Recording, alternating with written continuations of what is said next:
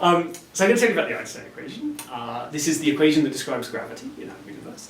But the equation is kind of complicated. So what I want to do instead is firstly just build up slowly with Newton's theory of gravity, which is quite old and a little bit out of date now, but has much simpler concepts, and then we'll move on to try and hopefully get to the Einstein equation. Okay, so in 1686, Newton gave us a formula for gravity, which is the following. So, formula for gravity, and it's a formula for the force. So it's given by the following equation. And the equation is very simple to understand. You have two objects. This, say, is the Sun, and this is the Earth. This has mass m1, and this has mass m2. And to compute the force, you multiply the masses together. You divide by the distance between them, and then there's some proportionality constant, which is it's called Newton's constant. It's just a number. It's some constant of nature. And what do you do with this? Well, you use Newton's other famous formula, which is F equals ma, and you plug that into this, and you get to understand the force between two objects, and therefore the acceleration between two objects. Okay. There's another formula I'm going to use just by analogy, which is very similar to this. In fact, it's almost identical to this. So this is due to Newton. And the other formula is due to a guy called Coulomb, and is the force, the electrostatic force between two charges. So electrostatic,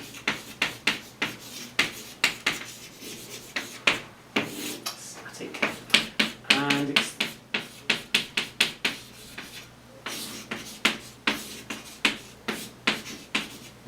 the following. So if you have two particles and they carry electric charge, the force between them is you take the charge of this particle, which is q1, you multiply by the charge of this particle, which is q2, and you divide by the distance squared between them. Okay? And then there's some overall constant, which it's got a slightly different name. It's 1 over 4 pi epsilon 0. The constant's in the bottom rather than at the top, but again, it's just some proportionality factor, some constant of nature. So this looks quite nice, right? They're basically exactly the same formulae, just where you've got masses here and charges here. So this is due to Coulomb. And I think from about 100 years later, maybe 1780s. And what would be really nice is if somehow, to tell you about modern physics, I could just write down a slightly different thing on the right-hand side. I can tell you what the force is due to various phenomena in nature. The trouble is we can't do that. Because force is kind of a concept buried in the 1680s, and it's just not the right way to think about physics. So we kind of, we use the word force all the time, right? There are 4 fundamental forces in nature and so on, but it's really just this archaic word that we should get rid of. So in fundamental physics, as we know it, there's really no concept of force. It's not what it's about. And so what I want to do is just explain why force is such an old-fashioned idea and why we have to move beyond. Okay, so think about this formula. So this is the formula between two charges, so we'll take two charges here. And suppose that, okay, we'll take two charges, there's the force between them that's given by this formula. So let's say this is positive and this is negative, then they attract each other. Okay. Suppose that I take this charge and I move it very quickly to here. Okay. The question is, how does the force change? If you use this formula, you might think it's dead easy. All I do is I've increased the distance from this to this, so this number here gets bigger, which means the force gets smaller. Okay.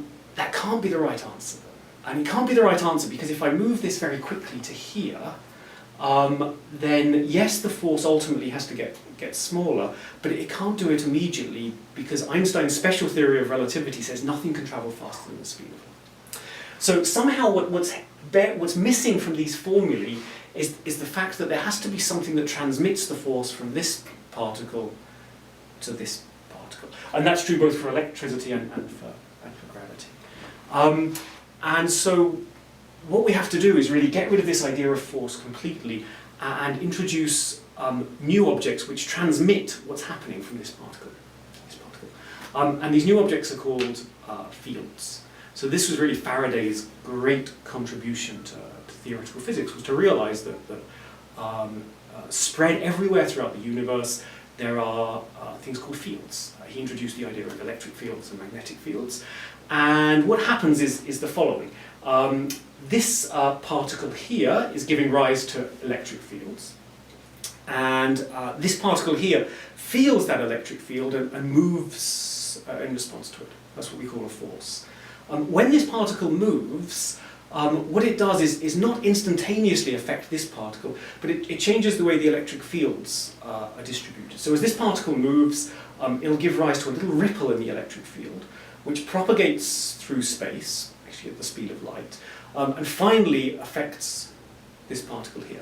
In fact, as it moves, it's much more complicated. As it moves, it doesn't just give rise to an electric field, it gives rise to a magnetic field. It actually gives off some what we call electromagnetic radiation, which is light.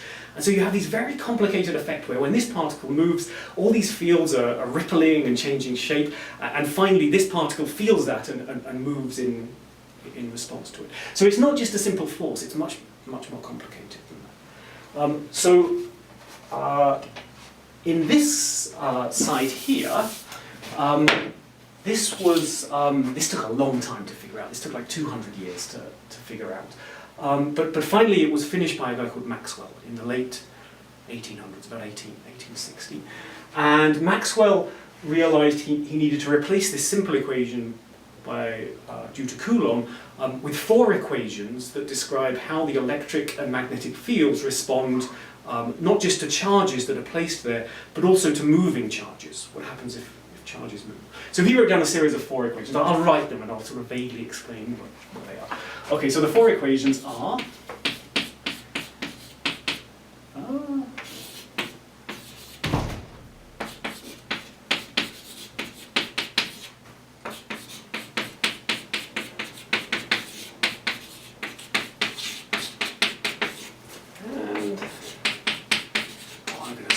to remember this one.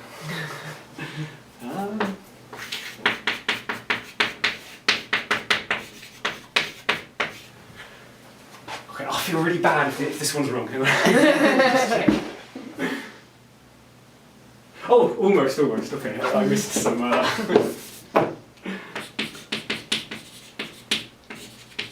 Okay, good. So what's going on here? We've introduced lots and lots of new objects. So the E and B are the electric and magnetic fields. So these are objects which exist at every point in space, and at every point in space the electric field is a vector that points somewhere. So at this point of space it points somewhere, at this point of space it has a different magnitude and a different direction. Same for the magnetic field. These weird upside down triangles are like calculus. It's basically a way of having differentiation. So this is like a derivative of the electric field, a derivative of the magnetic field. The same for this. This is derivative with respect to space, this is derivative with respect to time. And finally on the right hand side, this is what became of the charge. So this is not charge but charge density, it's charge per unit volume. And this is current, so this is moving charge. So these are the equations that describe this much more complicated setup of what happens when charges move and the electric and magnetic fields ripple. They're not terribly complicated. There's 4 of them, but they're some of the most amazing equations in physics in the sense that they capture everything we know about electricity and magnetism. I mean, absolutely everything is in this. Okay, so that's what's going on with electrostatics. What about for gravity? So all these same issues are there. If the sun was to move suddenly, the Earth would not feel the fact that the sun has moved immediately, but it would take some time to respond to this motion of the sun. So there has to be something like a field for gravity, just like these electric and magnetic fields, that ripples and changes in response to things moving.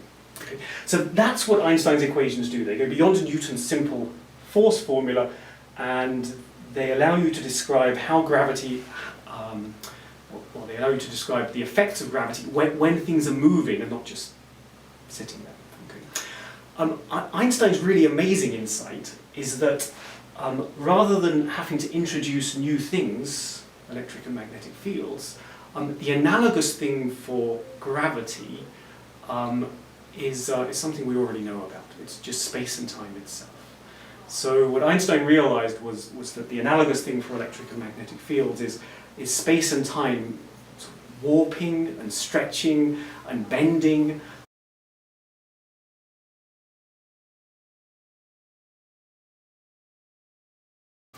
So the way it works, Einstein's great insight, is that you have something heavy in space, and the analogous thing of giving rise to electric fields is that this thing heavy in space changes space and time. So there's a picture which I'll try to draw. Might be a bit rubbish. This is supposed to be a picture of flat space. Flat space with nothing in it. Einstein realized that if you take something heavy, like the sun, and you put it in this space, then space is not just a passive bystander. Background space, and in fact the background time, doesn't just sit there. It's malleable, and it responds to the fact that this heavy thing is sitting in it. So the space actually will bend. Probably going to be a terrible picture. Like this. Good. So you're supposed to think about a dent in space-time here. And it's this dent in space-time which is the analogous thing to these electric and magnetic fields. So another particle, like say the Earth, which is smaller, sits in this, and when it moves, it feels the fact that space and time are bent and curved, and so rather than travelling in a straight line as it would in flat space, actually responds to this curvature of space-time and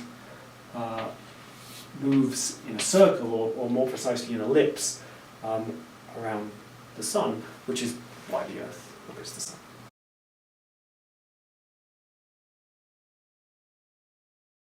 The equation he wrote down is the analogous thing of this equation, which is on the left-hand side the fields, which is space and time, and on the right-hand side the analogous thing of the mass.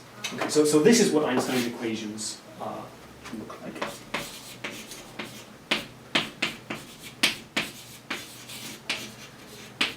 Okay, and there's something, I think it's this.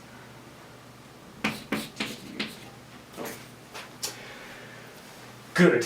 So, how to understand this? The first thing to say is that these are, well, roughly speaking, these are 4 equations.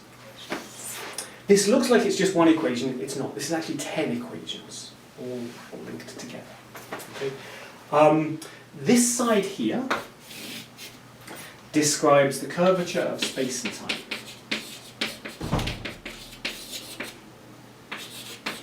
So in fact, rather than saying space and time, one of the lessons of Einstein's theory is that space and time can kind of warp into each other. So we just say that they're one object, space-time. And this thing here describes, well, what became of the masses. So this is mass density, mass per unit volume. But Einstein's other theory, special relativity, tells us E equals mc squared, which is energy is the same thing as mass. So this thing here is telling us about the energy distributed throughout space. So energy density. But on this side we had charge density and current, which was motion of charge. So this contains energy density, but also motion of energy, so energy moving, but that's what we call momentum. So this is energy density and momentum.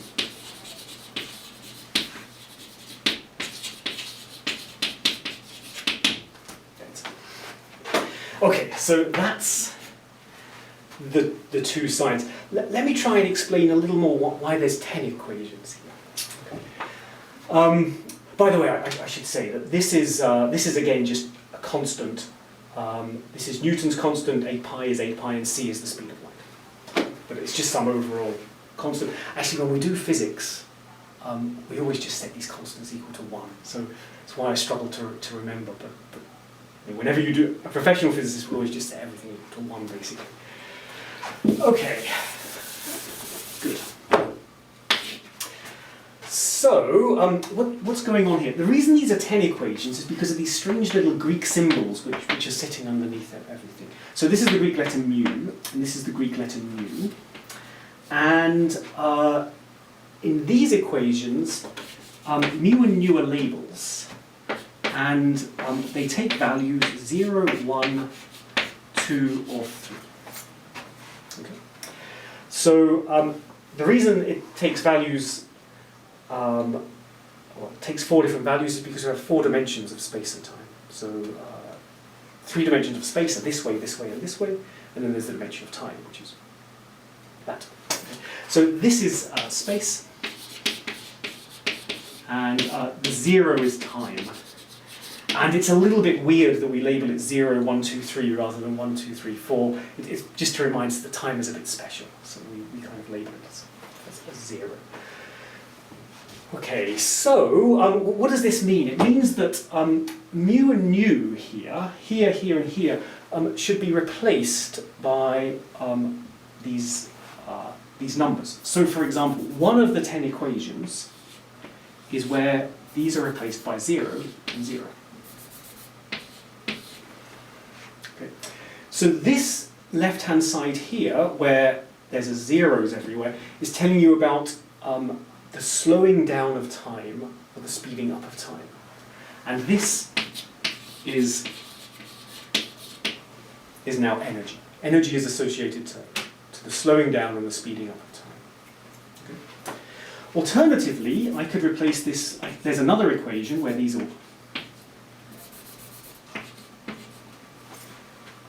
have 1s or 2s or 3s. And this equation is telling you about the stretching of space in the x direction. And it's related here not to energy now, but actually to pressure. The pressure that matter causes in the x direction. Alternatively, they don't have to be the same. So we could have 0, 1, 0, 1, and 0, 1. So now this is telling you how the stretching of time in the x direction gets rotated the stretching of time gets rotated into space in the x direction. So the mixing of space and time into themselves. And what's here is the momentum of matter in the x direction. So what that means is if you have a planet which is moving that way, then the motion of that planet will mix space in that direction with time and warp them together in a way which is described by this equation. So that's the Einstein equation. I should say that these equations for a physicist are very easy. I mean, we can solve these equations basically completely and understand everything that's in them. These equations are extremely hard. So we're a long way from being able to solve these equations in general. Even now we need enormous computers to try and understand what's hidden in these equations. And there's conferences every year where people tell us, where people find new solutions to these equations and get very excited about them. But there's no conferences about these equations. We just understand these equations. Can I ask one question? Yeah, please. So when you wrote down that the mu and the nu can take 0, 1, 2, 3, Yes. 4, there's 10 equations, I'm like, okay, so you can have 0, 0, 1, 1, 2, 2, 3, 3, 0, 1, 0, 2, 0. And it adds up to 16. And it adds up to more than 10. Good, Why is yeah, that? that's right. So the way to think about it is to draw a matrix, actually. These are really matrix equations. So mu can take values 0, 1, 2, 3, and nu can take values 0, 1, 2, 3. And so for every element here, we've got an equation. The reason that there's 10 is because this is symmetric. So 0, 1 turns out to be exactly the same thing as 1, 0. So let's count. There's 1, 2, 3, 4, and then we don't double count because 0, 1 is the same thing as 1, 0. So there's 5, 6, 7, 8, 9, 10. And these equations are just exactly the same as these equations. That's where the 10 comes from.